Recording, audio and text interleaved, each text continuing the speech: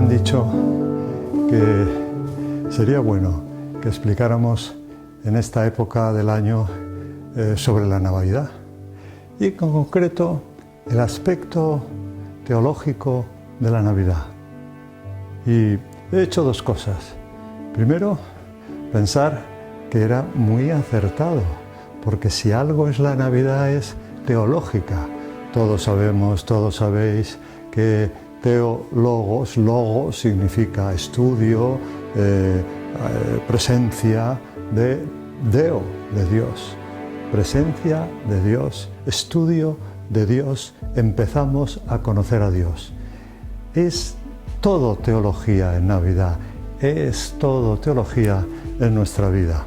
Y me fui a la capilla delante del Santísimo, del Sagrario, y cogí una libreta, aquí la tengo, la de tomar apuntes, en la que apunto las cosas que yo hablo con el Señor.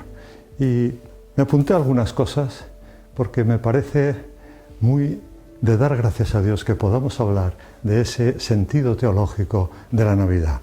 Y lo primero fundamental es que hay un antes y un después. Estaba el mundo sin una presencia real de Dios. La presencia era de Dios divina en la creación. El sol, la luna, las estrellas, los árboles, los animales y por fin los hombres, pero faltaba esa presencia física, que realmente Jesucristo apareciera a nosotros. Y aparece esa noche del 24-25 de diciembre de la Virgen y de San José.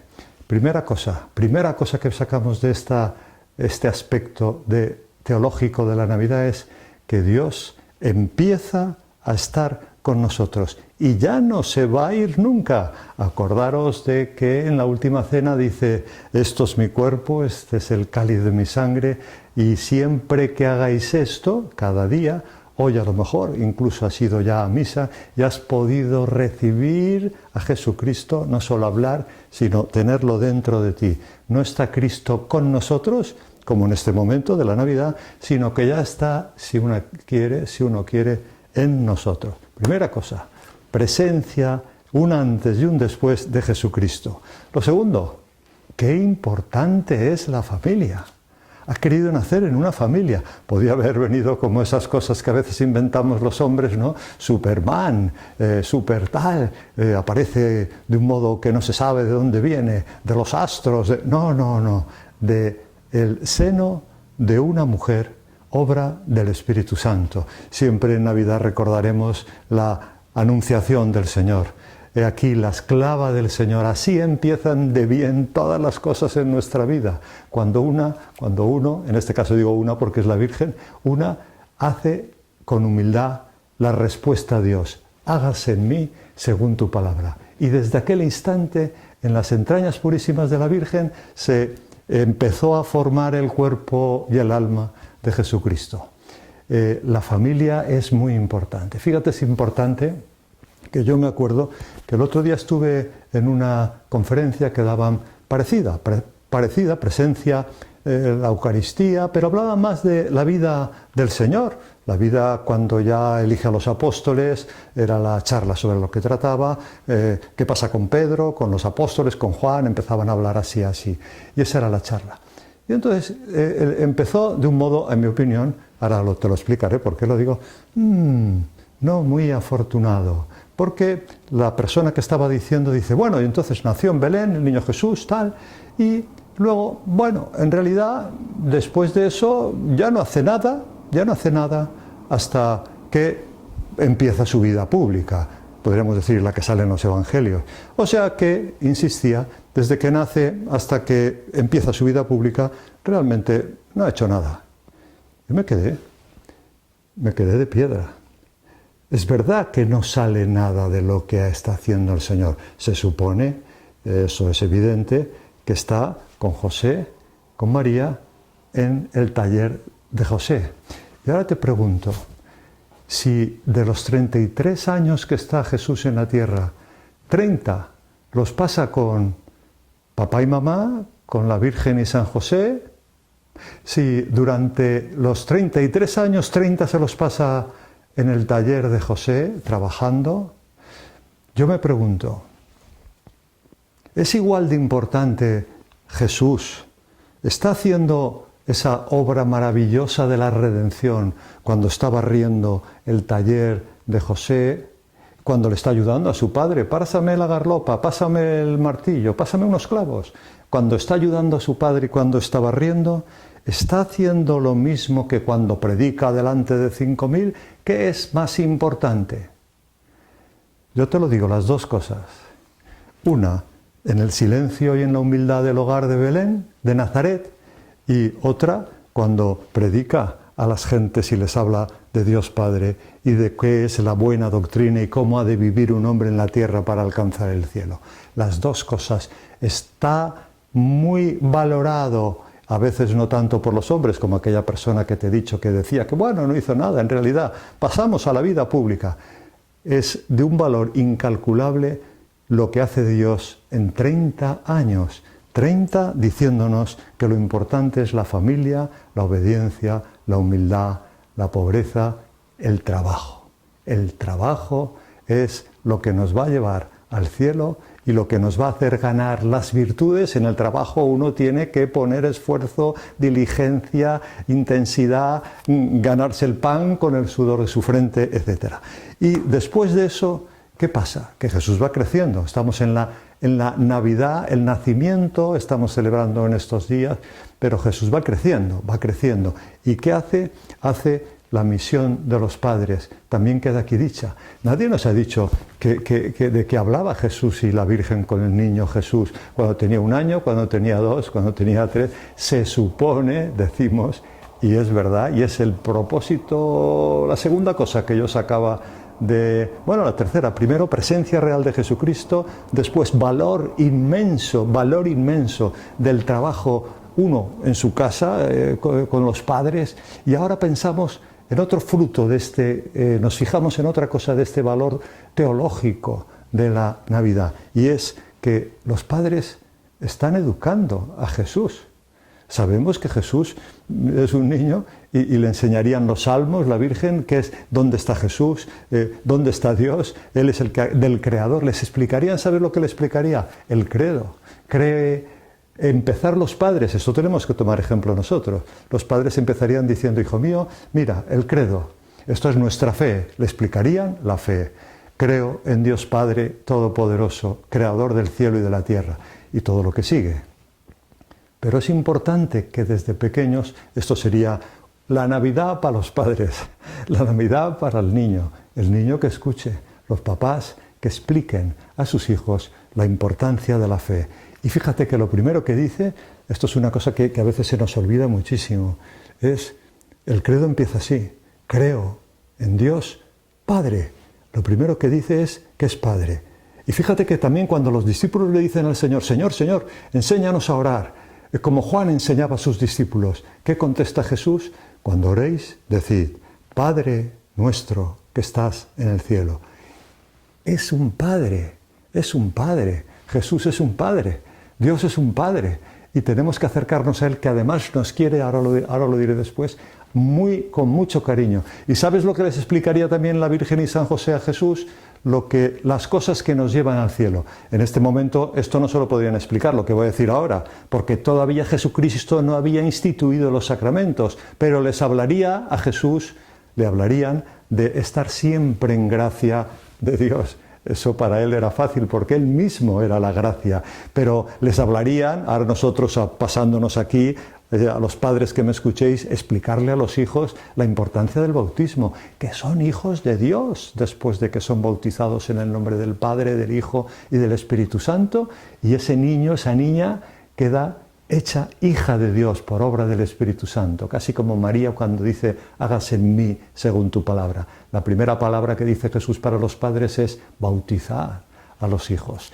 Y después, eso tendríamos que decirlo ahora, que se preparen para la comunión, el sacramento de la comunión, que es Jesús dentro de nosotros. Esto ya lo hemos dicho antes y no nos cansaremos. Yo me fui a preparar esto aquí con esta libretita delante del sagrario, porque así, Jesús, inspírame. ¿Qué puedo decir para todas aquellas personas que puedan ver esto que yo ahora estamos diciendo el aspecto teológico de la Navidad? Y educar a los hijos en la fe, en los sacramentos y también, sobre todo, en la Eucaristía. De esos sacramentos, el super sacramento es el de la Eucaristía. O sea, educar a los hijos en la fe, en la humanidad, que somos personas, hijos de Dios, con un alma, con un cuerpo, con unos ojos y un entendimiento, la cabeza. ¿Te acuerdas del Evangelio? A uno le dio 5 talentos, a otro le dio 2, a otro le dio 1. Y luego vino el dueño de aquella tierra y les pidió cuentas. Y aquellos que los han hecho fructificar, muy bien, lo habéis hecho muy bien. Y aquel que ha sido perezoso le dice, inútil y holgazán le llama. Y a los otros, bien, porque has sido fiel en poquito, tú vas a recibir el 100 por 1, vas a ir al cielo. ¿Y qué viene después? ¿Qué es lo más importante cuando ya el niño va creciendo, ya tiene 7 años, 8, 9, 10? Estamos yéndonos cada vez más mayor a Jesús, viendo a Jesús cada vez más mayor. Le enseña lo más importante de todo el mundo. ¿Y usted cómo sabe qué es lo más importante de todo el mundo? Lo sé porque antes que yo hubo un señor, cuando Jesús ya tenía 30 años, ya era todo un hombre, como se suele decir, que un hombre con H mayúscula, porque era el Hijo de Dios. Oye, maestro, le dice a Jesús este hombre que ahora te cuenta el Evangelio, me gustaría saber, te lo pido por favor, ¿cuál es el primero y principal mandamiento de la ley de Dios? Porque hay 10 mandamientos, sí, sabemos que hay 10, pero ¿cuál es el primero y principal? Porque hay tantas cosas que hacer en esta vida que a lo mejor a uno no le da tiempo. Y entonces el Señor, el Evangelio dice que ¡pum!, enseguida, vamos, déjame pensar, ahora que lo dices, no había caído yo. No, enseguida dice, el primero y principal mandamiento es amar a Dios con todas tus fuerzas, con toda tu alma, con toda tu mente.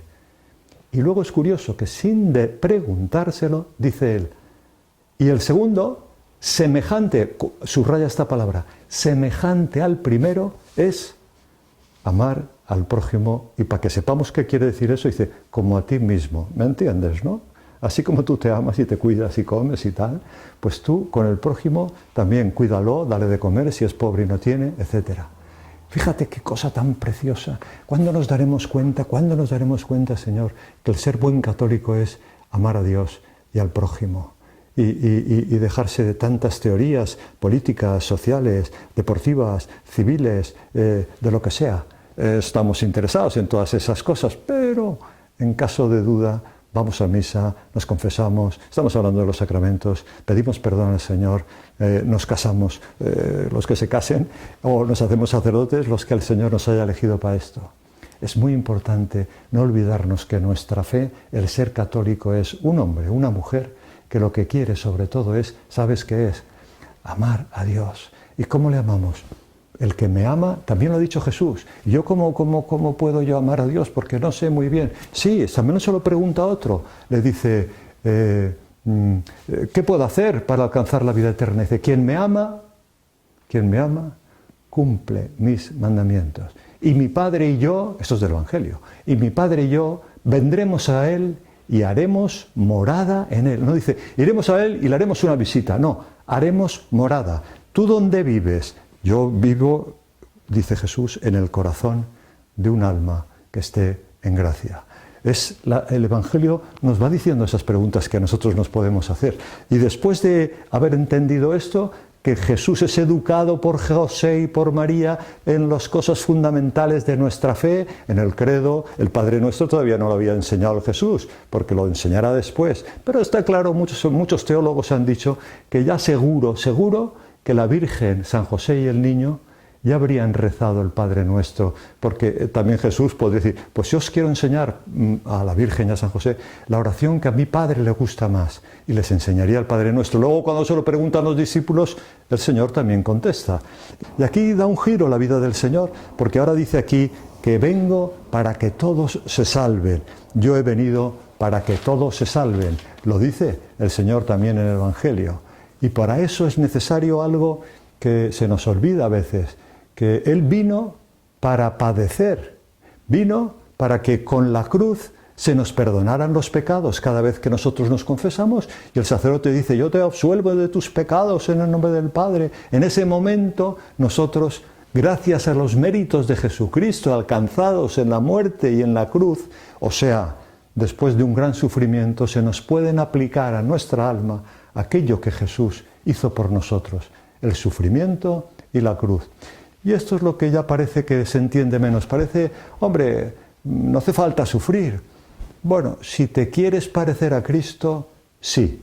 Por eso el Señor dice, yo he venido para que todo se salve. Bueno, entonces aquí hay un pensamiento peligroso, que es decir, bueno, pues aunque no vivamos todos los mandamientos y bien y eso, no pasa nada, porque Él me salvará.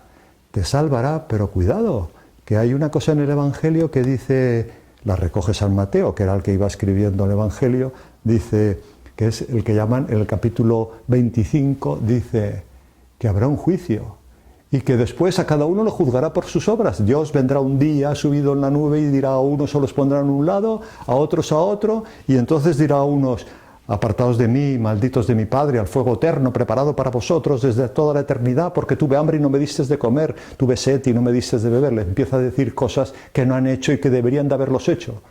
Ahora podríamos decir, no te confesabas, no fuiste a misa, no fuiste buen hijo con tus padres, no fuiste buen esposo con tu esposa, buena esposa con tu esposo. Y dirá a otros, y ahora que estamos aquí haciendo este rato de oración, lo digo con todo el corazón para todos los que escucháis esto, y yo también para mí. Les dirá a los que están en el otro lado, venid, benditos de mi Padre, al cielo, preparado para vosotros desde toda la eternidad.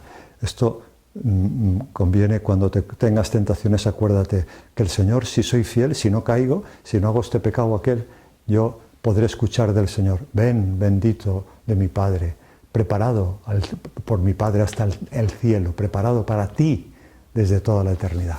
Yo voy a terminar con un villancico, que es como muy del espíritu de la Navidad, que como no sé cantar, te lo recitaré como si fuera una poesía.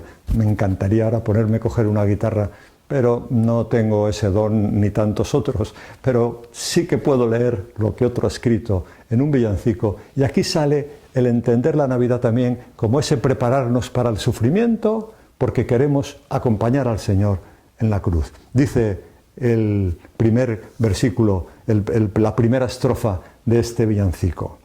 Madre, en la puerta hay un niño más hermoso que el sol bello, siempre es el alma la belleza, porque viene diciendo que tiene frío, porque viene casi en cueros.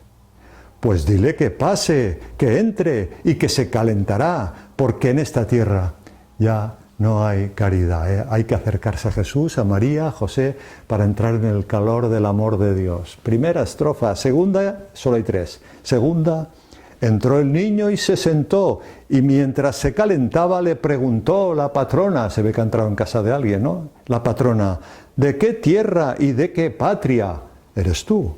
Y dice Jesús, mi Padre es del cielo y mi madre también. Yo bajé a la tierra para padecer. Y repite, yo bajé a la tierra para padecer. No es que lo haya repetido yo dos veces, en el versito sale repetido dos veces para que se nos quede que yo bajé a la tierra para padecer. Y termina con la tercera estrofa, y que terminaremos también nosotros. Dice así, haced la cama a este niño en la alcoba y con primor. No me la haga usted, señora, se queja Jesús, que mi cama es un rincón, mi Padre es del cielo y mi madre también. Yo bajé a la tierra para padecer. Yo bajé de la tierra para padecer. Y no pienses, y termino, que esto no le toca hablar de Navidad, de padecer. Sí, porque todo lo que sea parecernos a Jesús, y punto central fue también los 30 años con José y con María, que la gente no hace mucho caso de eso, y también es verdad que vino para padecer hasta morir en la cruz, y al derramar su sangre ha conseguido que cada vez que nosotros nos confesamos podamos lavar con la sangre de Cristo lo que Él nos ha ganado con su pasión y muerte en la cruz, porque después hay la resurrección, la vida eterna, el estar felizmente, dichosamente, siempre con el Señor, para siempre, para siempre, para siempre.